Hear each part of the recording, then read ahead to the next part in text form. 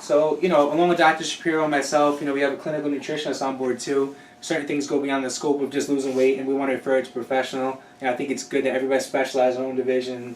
Someone doesn't do all the different elements. So if you could introduce yourself and your recent success this weekend. My recent success.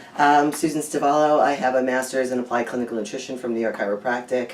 I have been in the fitness industry probably since I'm about 18 years old. Competed in aerobics back in the day, went on to fitness with the NPC, went on to WBFF to figure, and now I'm doing bikini athletic with the Inspire Sports League. And I won overall this weekend in my class, which I was very excited about, going to nationals.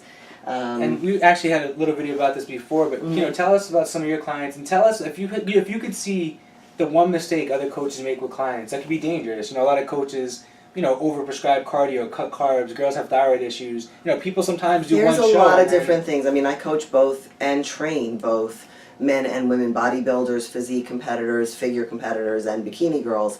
And if you don't go according to the science of their body, and you don't know what's going on with their blood work, and they don't have a physician actually even going into the realm of even going through food allergies and going through their bloods to see if they have thyroid issues or elevated cortisol, or maybe they're just a postpartum mom that wants to kind of get back into shape, what you're going to find is that everyone's macronutrients are going to be different based on their lifestyle, based on their activity levels. I think what I find as a coach, there's a lot of cookie cutters out there.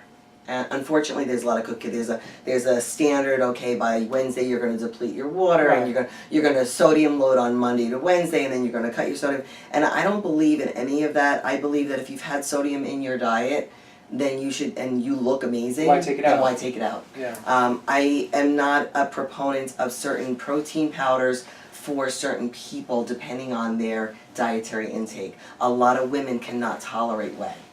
A lot of women rather would do much better with egg white or a beef protein. Where men, on the other hand, they have a better metabolism and they can tolerate a whey protein. One of the biggest, I've seen a lot of female clients with severe constipation issues, and as they diet, I just see it getting worse. They hold water, they bloat, and I think that's huge. They're reabsorbing estrogen. Not going to the bathroom, I think, is just horrible on all realms. So why does that happen so much with female competitors? I think what happens with female competitors is that they do so much cardio because they think they need to be skinny rather than to be lean and muscular. So they'll go to the gym for an extra hour and do an extra hour of cardio but not take in the water. So is it the dehydration? It's a dehydration problem. I mean, I think if you looked at their BUN levels, I think they'd probably be a little bit dehydrated, on an average. Or if their urine is actually very dark yellow, it's going to be... And don't you agree that a lot of coaches, they don't know if clients aren't dropping weight, they just panic and put more cardio in. That's just like a fallacy. Yeah, I've had a client that I coached from, she was living in Bermuda,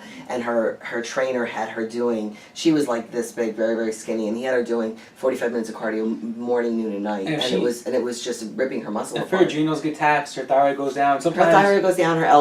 When your cortisol levels, and Dr. Shapiro can tell you, is that when your cortisol levels are elevated, your appetite hormone is going to kick in. So your ghrelin is going to kick in, and then they're hungry. And then you're running into a problem with like a spiking of insulin. When you spike your insulin, you're not going to lose any body fat. And then people do these shows, they binge after the show, their thyroid shut down, they gain tons of weight, and they can't What happens also, I think, when you deplete with water, and I tell all of my athletes, whether it's a male or a female, is that the way that you pyramid down to your dehydration, you have to make sure, because you're dehydrating your brain as well, you're dehydrating your whole body. So you don't want to overload your body with water, because then you're going to have electrolyte imbalance, and then you could have a heart attack, right? For the most part. So one of the important things you mentioned here is insulin and cortisol, and what we find is a lot of patients who have high insulin and cortisol levels, they're holding on to body fat all day long because of this binding free fatty acids. So high insulin, high glucose, high cortisol is not what we want.